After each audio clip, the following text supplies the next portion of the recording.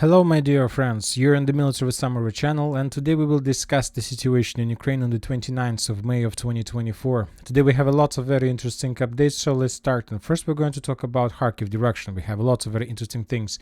You know that today during the collecting the information I got a very interesting article about the situation in Kharkiv, and the article was why the Ukrainians are going to lose the battle for the area. It wasn't like an article from the Washington Post or the New York Times or something like this. It was just to report a statement of a soldier or Ukrainian officer on the ground who was trying to describe the current situation and why he was saying that Ukrainians are going to lose this battle. And he was saying that the reason is that there is lots of differences between, let's say, Kharkiv direction and, let's say, the direction with Donetsk or Kherson or Crimea or any other direction, because when talking about Kharkiv direction, there is a clashes along the border with old Russia. Let's call it like this. What does it mean, old Russia? This is the old Russian territory before the special military operation. And when talking about this front line, this is the front line with the border according to New Russia, according to the Russian gains during the special military operation. So what is the difference? And the difference is very simple. The Russians have the right, and the Russians do have concentration of forces, military camps, military barracks, military infrastructure of conscript forces. And the Ukrainian source reported that the Russian conscript forces, not the forces, contract forces, Wagnerians, Wagner force or private military campaigns, the regular conscript forces are conducting successful counter-artillery duels with the Ukrainians.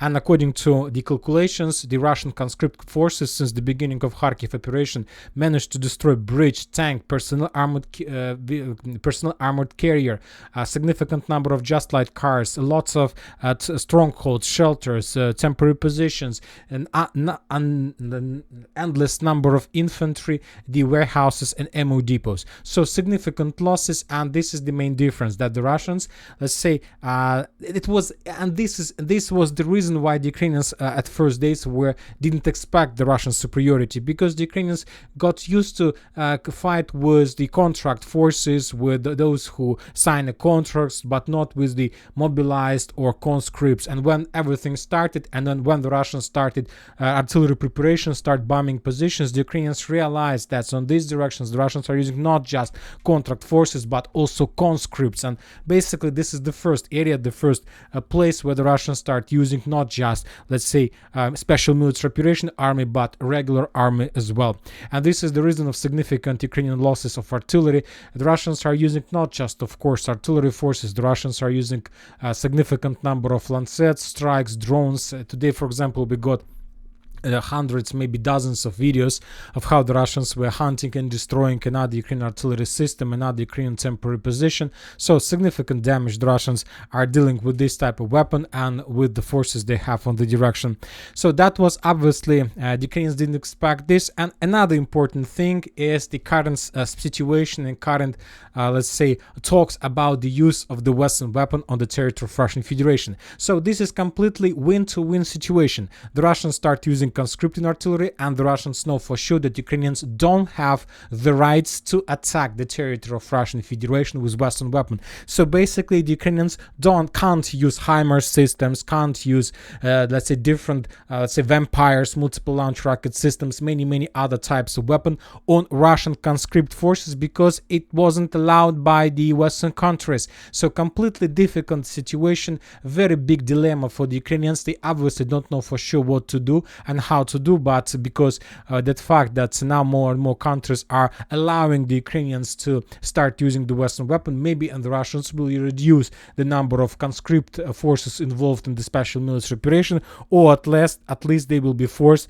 to move them a little bit further, let's say, trying to keep some safe distance, because of course regarding the situation the Russians don't want to have losses among conscript forces, because this is not very popular things among the Russian society, obviously. Now let's talk about the situation on the ground.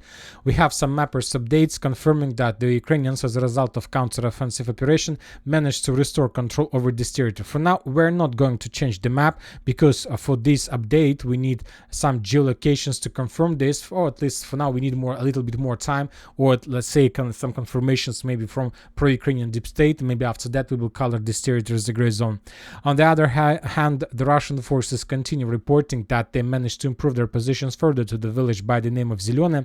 We have additional, let's say, mappers update, but for now we are not changing the map. We're just discussing the talks and rumors and speculations, wishful thinkings, many other things that currently we have on the line of combat contact in the vicinity of Liptsi.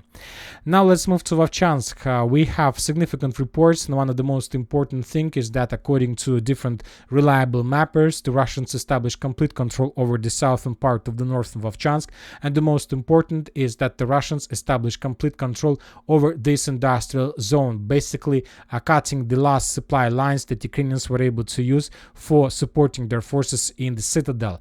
Most likely, and according to information and according to geolocations we have, most likely the Ukrainian forces, based on this configuration of the line of combat contact, are encircled and got ambushed and got trapped by the Russian forces exactly in this square.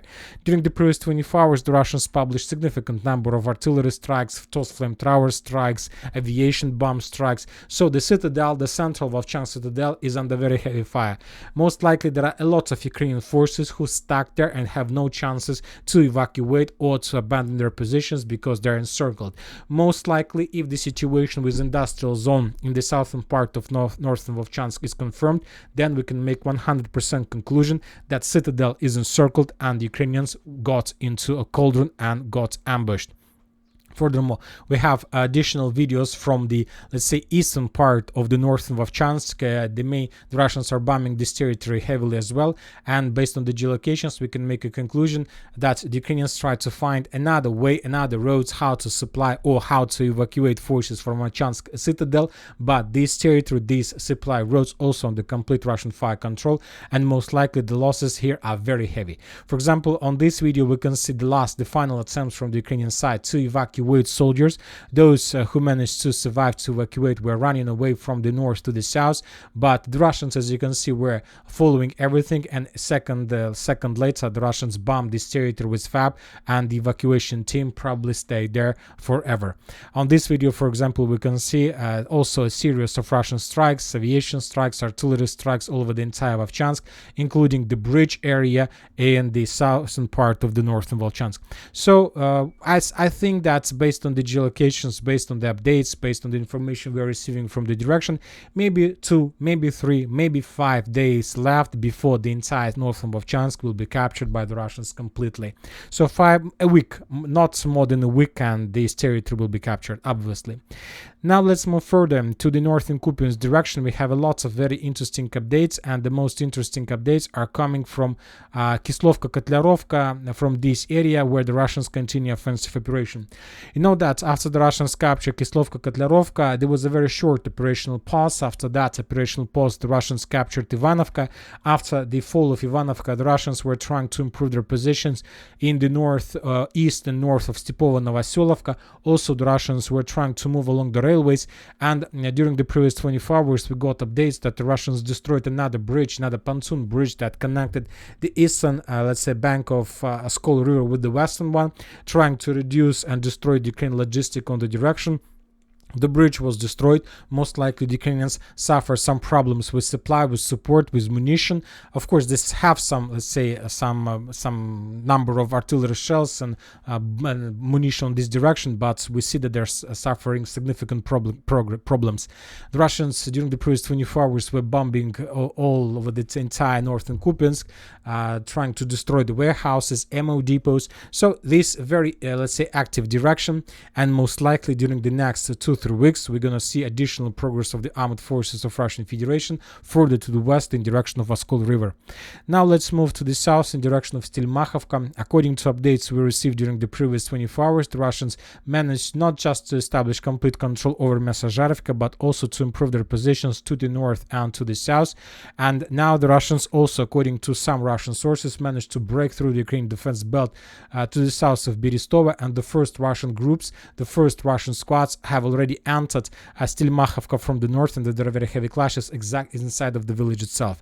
During the day we haven't received any geolocation, any video confirming this progress, but anyway, this information is very interesting. Further to the south we have lots of clashes in the vicinity of Makeevka and Nevska. The Russians are bombing the Ukrainian positions, trying to suppress and destroy the Ukrainian supply and support, trying to collapse the Ukrainian defense belt, to defeat the Ukrainians on the direction. This is also a very active area. So to summarize everything, we can make a conclusion that Kupyansk direction is very active. We know that currently we don't have that every single direction is very active. There is no direction that we don't see any activity from the Russian side. The Russians are attacking everywhere, starting from Kharkiv to Kherson area. Now let's move further to the south in direction of Siversk. We haven't received a lot of updates. More precisely, we haven't received anything from Bilogorovka, from Sporna. The only video we got is the village by the name of Razdolovka, and how the Russians were bombing this territory with multiple launch rocket systems. We can consider this attack as a part of artillery preparation before further ground operation. For now, there were no reports about any attempts to attack, but maybe this upcoming night, or maybe exactly right now, the Russians are storming the village or making attempts to do this. Now let's move to Chasiv Yar. We have some updates, but not so many. The Russians continue moving further to the north, trying to semi-encircle Kalinovka. There are very heavy clashes. The Russians establish complete FPV drone control over the main supply roads. They try not to allow anything to enter and not to allow anything to abandon their positions in the eastern Chasiv Yar. The Ukrainians suffering significant losses, but yet the Russians haven't managed to dig in deeper in the eastern part of, let's say, Chasiv Yar or Chasik, how people on the ground call this area. We continue receiving a lot of updates of how the Russians were bombing this territory heavily. All these videos confirms just one thing, that there are no Russian positions, because it's too dangerous, too risky to attack the Ukrainian forces very close to the Russian positions. So most likely, if we continue receiving the same updates, we will adjust the color of the eastern Chasiv Yar in, let's say, gray zone favor, because as I understand, most of the eastern Chasiv Yar is a gray zone or under Ukrainian control. There are not so many positions that are under Russian control. Maybe few high-rise buildings, maybe some positions of the armed forces of Russian Federation in the northeastern part, but not more. Now let's move further to Klishchiivka. The Russians, after let's say very short operational pause, renewed their attempts to attack the Ukrainian positions. For example, on this video we can see another Russian attack with significant number of armored vehicles. The Russians were using tanks, personnel carriers, turtle tanks, a lot of, let's say, equipment, and the Russians were storming the tree lines between Klishchiivka, Avdiivka, Ivanovska, and Seversky Donetsk-Donbass Canal. And as a result of those attacks, the Russians managed to capture this tree line, this one.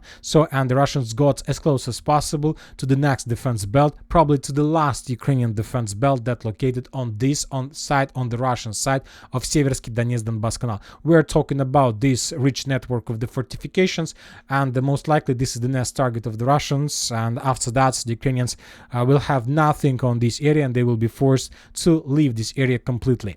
Now let's move further to Avdiivka direction, where the clashes continues. The Russians are pushing. Every single day we got additional report of another 100 meters captured by the Russians. Today the Russians managed to improve their positions to the east of Novopokrovska and Novoselovka-Persha. The Russians captured this tree line completely, including this, let's say, stronghold, and the Russians are moving further. Different mappers also updated their maps, showing additional Russian progress to the north of Umanska. The Russians captured few square kilometers, a few, let's say, fortifications, few tree lines further to the north, improving their positions and maintaining the gray zone.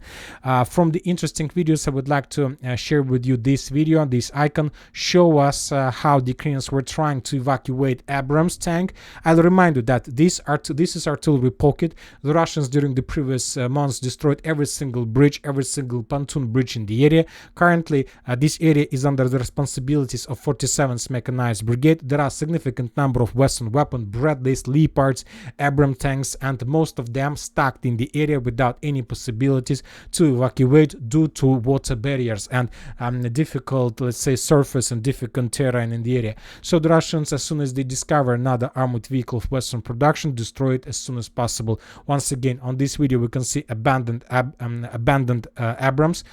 Probably the Ukrainians were trying to cross this small water barrier, but they couldn't do this and they abandoned the tank. And after that, the Russians destroyed the tank, probably with Krasnopol, or maybe with some drone, or maybe with anti-tank missile. So another Abrams on the count of Russian forces. Now let's move further to the north, to the south, in direction of Nitailova. We have the progress of Russian forces. We got reports that the Russians are moving further to Karlovka, and that the first clashes between the Ukrainians and the Russians appeared between Karlovka and Nitailova. The Russians continue improving their positions to the south in direction of Balka Domaha. So this is water reservoir, water barriers. So the Russians are moving and improving their positions with the purpose to cut completely the Ukrainian positions that located in Nivolska and to get as close as possible to Krasnogorovka from the northeast. Of course, there is still a lot of job to do, and most likely the Ukrainians will abandon their positions very soon. But when talking about Krasnogorovka, another day with almost nothing from the area, just few videos, few attempts to attack from the Russian side, probably archived video. If you remember, during the previous days, the Ukrainians published the same video, but from another angle, from Ukrainian angle of this attack. Now we see the same video from the Russian side, how they were storming the eastern part, in the eastern part of Krasnogorovka, the high-rise, the Krasnogorovka citadel. And as a result of that attack, as you can see, the Russians managed to get as close as possible to land infantry and to capture additional buildings in the area. So this is the situation in Krasnogorovka. Today is 29th of May, and the 12th day in a row we received nothing from Georgievka, which is very weird and very, very interesting.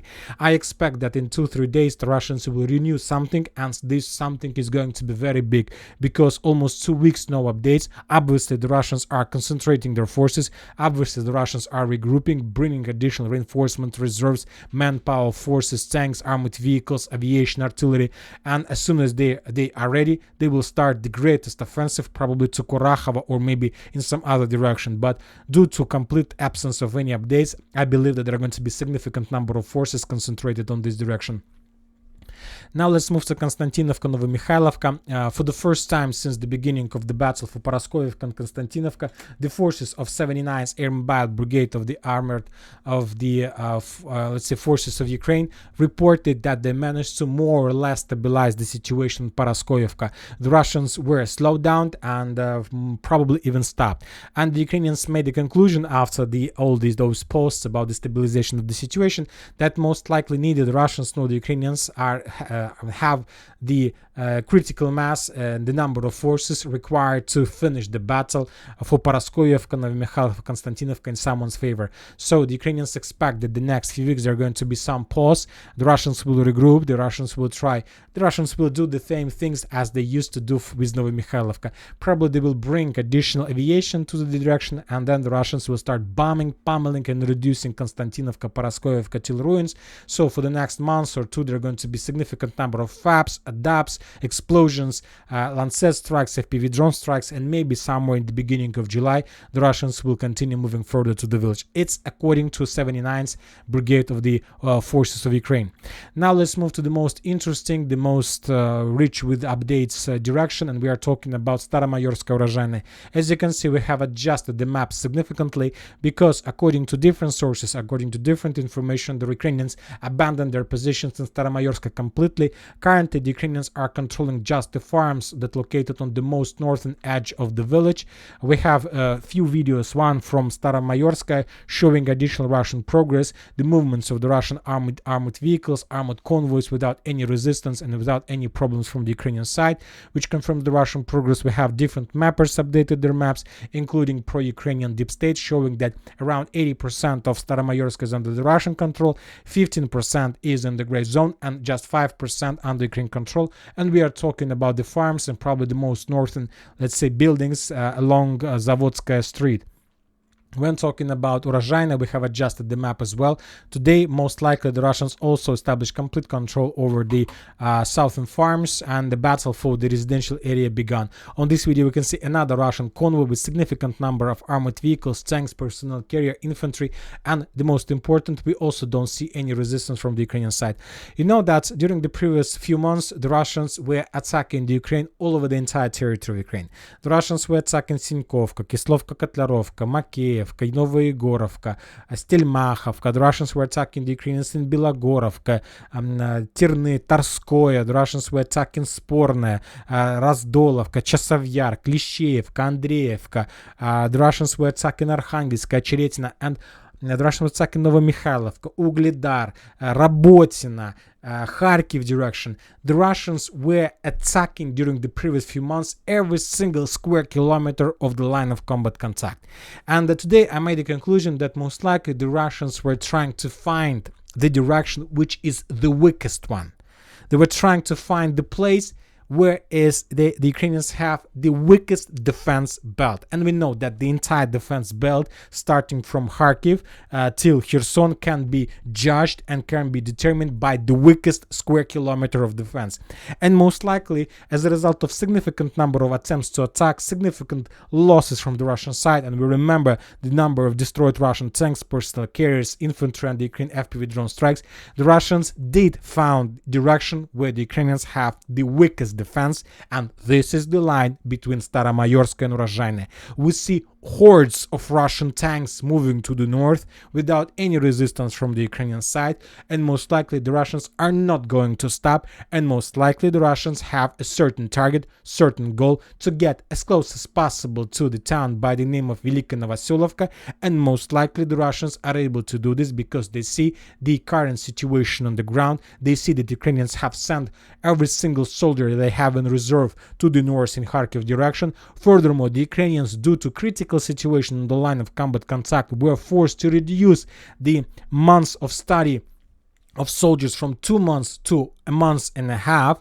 And you know that there are a lot of Telegram channels that are talking just about things, about the information from different towns, from different Telegram channels about the Ukrainian mobilized forces. So they're published the date when a person was mobilized, the date when a soldier got on the line of combat contact, and the information when the soldier lost his life.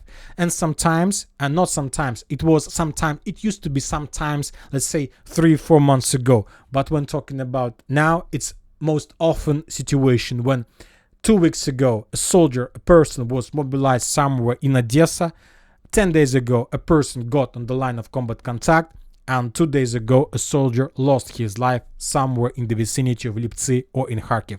So 1.5 months of military exercises is just on the paper. It's just on the paper. When talking about the reality, these guys, these poor Ukrainians, don't have even few days of military exercises. They're just receiving, let's say, machine gun or sniper rifle or just a short rifle. They are shown how to use the weapon, and then they are sent to the line of combat contact. A critical situation, and we see that Ukrainians haven't found any solution for this. There's just one solution: to send the Western, let's say, forces, and we know that French is about to send, and I believe that French has already sent, and most likely we got today a lot of updates, continue receiving a lot of updates from the Western Ukraine about the Russian missile strike with hypersonic missile on some concentration of forces, and the sources reported that Ukrainians suffered significant losses, up to 300 losses, and later we got, right before start making the video, report that the Russians destroyed the concentration of forces of those people, of those officers who were planned to be used as the personnel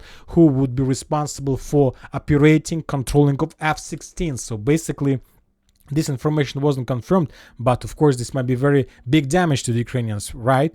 And this is not very good, of course, for the Ukrainians. Furthermore, we got a report that Sweden will donate 2 airborne surveillance and control aircraft to Ukraine, and they're also planning to be used as the aircrafts that will support F-16. So from day to day, at least the Ukrainians were planning to do this.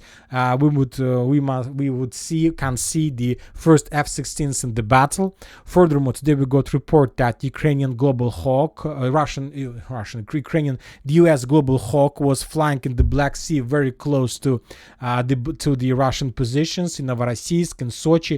The US intelligence were very close. They were controlling the situation, and most likely, according to the Russian sources, the Ukrainians were planning to, the Western countries and NATO countries were planning to, let's say, made an act of revenge for, let's say, Russian hypersonic strike in the Western Ukraine. So the next few days are going to be very interesting. So let's see what is going to be next. And that's it for this video. Military Summary channel reminds we condemn any violence in the world. Thank you for watching. Subscribe to my channel. Put your likes to my Patreon and have a good day. Bye bye.